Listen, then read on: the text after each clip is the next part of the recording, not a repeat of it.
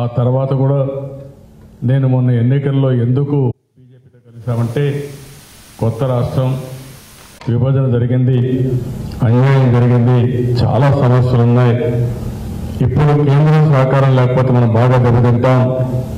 ఆ రోజు చేసింది కాంగ్రెస్ పార్టీ చేశారు, వాళ్ళ రాజకీయ ప్రయోజనాల కోసం చేశారు. ఈ సమయంలో కేంద్రం ఉండాలనే ఉద్దేశంతోనే మనం బీజేపీతో పొత్తు పెట్టుకున్నాం. కానీ 4 సంవత్సరాలు మీరు చూసుంటారు, చాలాసార్లు తిరిగారు, 29 సార్లు తిరిగారు. ఆంధ్రప్రదేశ్ రాష్ట్రం కొత్త రాష్ట్రం, విజయవాడలో చేశారు. ముఖ్యమంత్రికి ఆఫీసు లేదు,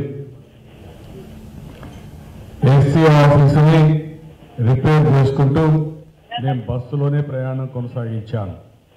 నా బస్సు ఆఫీసు రెండూ ఆ బస్సే. అక్కడి నుంచే ప్రారంభించి అంచెలంచెలుగా ముందుకు పోయాం.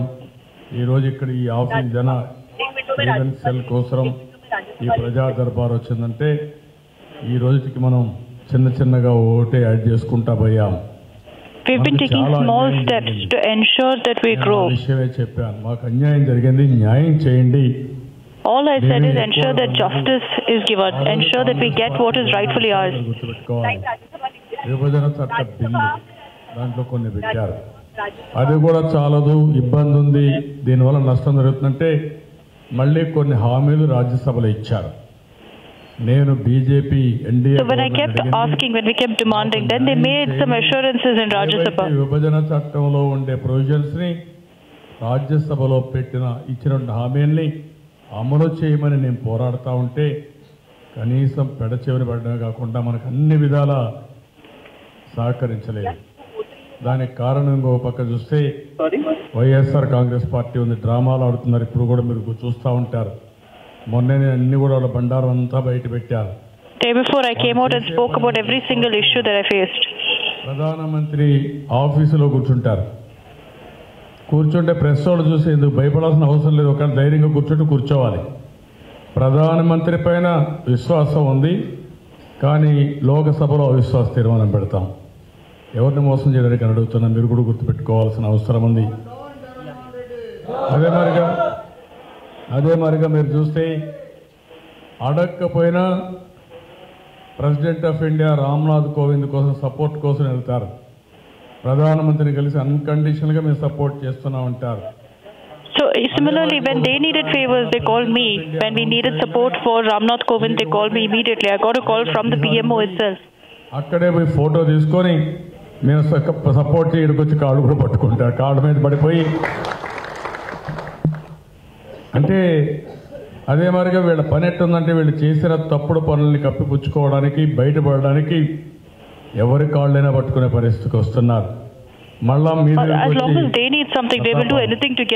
అంతా పొడి చేస్తాం, గట్టిగా చేస్తాం, ఏదో చేస్తాం అని వీళ్ళ అండ చూసుకొని ఎన్డీఏ గవర్నమెంట్ నన్ను అణగదొక్కడానికి ప్రయత్నం చేశారు. అది నాకు బాధాకరం. నేను అడిగింది న్యాయం కోసం, నేను పోరాడితే మనకు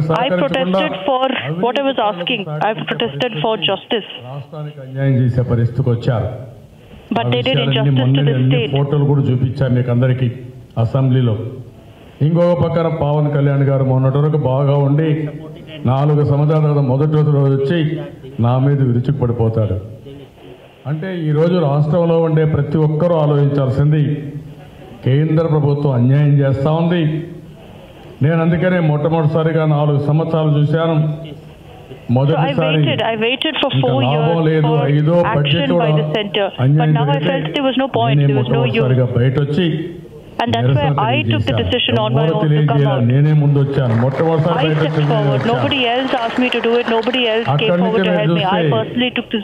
ప్రధానమంత్రి ఫోన్ చేసి కూడా నేను చాలా స్పష్టంగా చెప్పాను, మాకు అన్యాయం జరిగింది, మీరు న్యాయం చేయండి. When I spoke to the Prime Minister, I also said very clearly that it's been a great injustice that's been given to us. అధికారాన్ని కూడా లెక్క పెట్టుకోకుండా మంత్రి పదవుల్ని వదులుకున్న పార్టీ తెలుగుదేశం పార్టీ రాష్ట్ర ప్రయోజనాల కోసం. And only Telugu Desam party has taken a decision that all ministers will leave, that whatever needs to be done will be done for justice. అన్యాయం జరిగింది. So I told the Prime Minister to please ensure that justice is done, that we give our rights to the state of Andhra. కొన్ని రోజులు finance bill వచ్చే వరకు wait చేసాం, parliament లో గొడవ చేస్తూ. So I decided that we will wait till the finance bill comes. ఆ బిల్లులో కూడా మనకు మొండి చేయి చూపించారు వాళ్ళు pass But there was no mention, no compensation, nothing in the finance bill. లాభం లేదని ఏదైతే ఎన్డీఏలో మనం ఉన్న తెలుగుదేశం ఉంది కాబట్టి బీజేపీకి తెలుగుదేశానికి అలయన్స్ లేదని అలయన్స్ బ్రేక్ చేసి And that's why after that I realized that there was no use in staying with the NDA and I broke the alliance as well. ఎందుకంటే మనకు అన్యాయం చేసిన పార్టీని ఎండగట్టాల్సిన అవసరం ఉంది, న్యాయం కోసం పోరాడవలసిన అవసరం ఉంది. Because there's a need to fight for justice. There's a need to fight against the party that is doing this injustice to us. నేను అడిగేది రాష్ట్రం పైన యుద్ధం ఏంటని అడుగుతున్నా, నేను అడిగింది అన్యాయం అని అడుగుతున్నా. నేను ఏం అడిగాను? Did I ask for something wrong? Did I ask for something that's unfair? అదే సమయంలో రాజ్యసభలో హామీలు ఇచ్చారు, ఈ రెండు సమీక్ష చేయండి, ఏం చేశారు, ఏం చేయలేదు, ఎందుకు చేయలేదు, ఇవే నేను చెప్పమన్నాను. So all I said is give us clarity, to give us details of what you did, what you didn't do. కావాలని అడుగుతున్నాను చెప్పి నా మీద విరుచుకుపడే పరిస్థితికి వచ్చారు. ఇది మంచి పద్ధతి కాదు. ఇది ఒక రాష్ట్రం, 5 కోట్ల జనాభా ఉండే రాష్ట్రం, ఇప్పటికే దెబ్బతిన్నాం. కానీ ఈరోజు నా ఆలోచన ఏంటంటే this is the state and you have to listen to the voices of the state. కలగకూడదనే ఉద్దేశంతో రాత్రి పగళ్ళు పనిచేస్తున్న ఎవరికి ఎక్కడా ఇబ్బందులు లేకుండా I work day and night to ensure that this state will prosper, to ensure that people will prosper in the state. నీటి ఎద్దడి మామూలుగా అయితే విజయవాడకి నీరు కూడా వచ్చేటివి కాదు, మీరందరూ ఇక్కడి నుంచి వేరే ఊరికి పారిపోయి ఉండాల్సింది, వలసపోవాల్సింది. అలాంటిది ఒక్క సంవత్సరంలో పట్టసీమ పూర్తి చేసి గోదావరి నీళ్లు కృష్ణాకు తీసుకొచ్చి delta కాపాడాం. I worked for Godavari Krishna issue. We've been working so hard on all these issues for so many years. ఇక్కడ వాడే నీళ్లు శ్రీశైలంలో మనం నిలుపుకొని రాయలసీమకు పంపించి రాయలసీమలో కూడా కరువు లేకుండా చేయగలిగాం. ఇలాంటి కార్యక్రమాలు మీరు చూసినప్పుడు మళ్ళీ నేను వచ్చినాక రంజాన్ తోఫా ఇచ్చాం. అదే మరిగా మీరు ఒకసారి చూస్తే జలీల్ ఖాన్ చెప్పినట్టు ఢిల్లీకి మీరు వెళ్ళండి, ఎంత డబ్బులైనా పర్వాలేదు, ఎలాంటి అడ్వకేట్ అయినా పర్వాలేదు, ఎట్టి పరిస్థితుల్లో ముస్లిమ్స్కి ఇచ్చిన రిజర్వేషన్ నిలబెట్టుకోవాలని, కాపాడుకోవాలని స్పష్టమైన ఆదేశాలు ఇచ్చాను.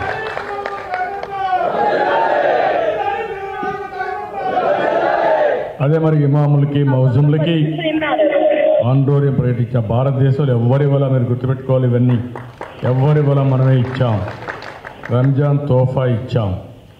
బడ్జెట్ కూడా 1100 కోట్ల రూపాయలు ఈసారి పెంచాం, ఇంకా భవిష్యత్తులో పెంచుతాం.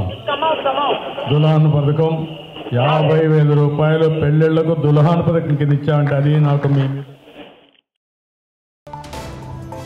A special CBI court is set to pronounce a judgment in the 4th fodder scam case against RJD chief Lalu Prasad Yadav. The hearing in the case was wrapped up on March 5th, but the judgment has been delayed due to fresh pleas filed by Lalu's counsel.